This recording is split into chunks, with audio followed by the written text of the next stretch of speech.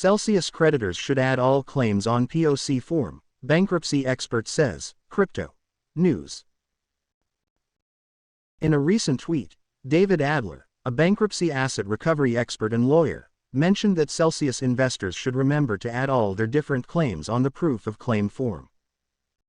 Instead of focusing on just crypto, investors should add various claims depending on the laws of the countries they reside. Celsius investors can make non-coin claims. The legal advisor posted on Twitter. On the POC form, creditors should remember that their claim against Celsius is not just for their crypto.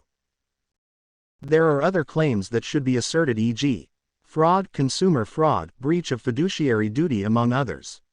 See POC question 8 below. Currently, many Celsius investors and creditors are more concerned about claims for crypto coins. A court document highlighted by David Adler in his tweet indicated different token investments. Among the tokens listed on the form include Synthetic, Solana, WETH, WBTC, USDT, USDC, USD, and dozens of other tokens, coins, and stablecoins. Part of the document requires the claimants to mention the nature of their claims from Celsius.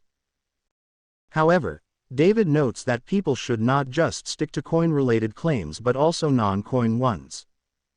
Among the possible claims include fraud, deceit. While many investors made many coin claims, Celsius broke many other business-related laws. When told to expound on his earlier tweet, David Adler said that the Celsius lending firm deceived their customers in many different ways since the beginning of the business until they paused withdrawals. Another tweet by David said, among other things, the debtors deceived their customers right up until the pause, prevented customer withdrawals for a month before the bankruptcy, liquidated loans, etc. These are all claims separate from the coin that customers deposited. Another Twitter user, JohnnyBuzz, also mentioned another possible claim. He noted that Celsius arbitrarily allowed certain users to withdraw on June 11 to 12 but disallowed others. Moreover, the lender sent around $400 of investors' funds to FTX. When responding to David, another Twitter user mentioned a claim about the Flare website and Flare token. Celsius participated in Flare token's event, possibly using their XRP holdings. According to the user, this could be a claim worth a lot. Another user asked if there's a comprehensive updated list showing all the potential claims and wrongdoings. David responded by saying, not to my knowledge. However, he mentioned that the Celsius network is global. Therefore, according to David, people living in different countries might have further claims depending on the law. When asked about the deadline for submitting the claims, David noted that it would be set next week. However, the debtors want a deadline of the second week of December. Celsius legal battle continues.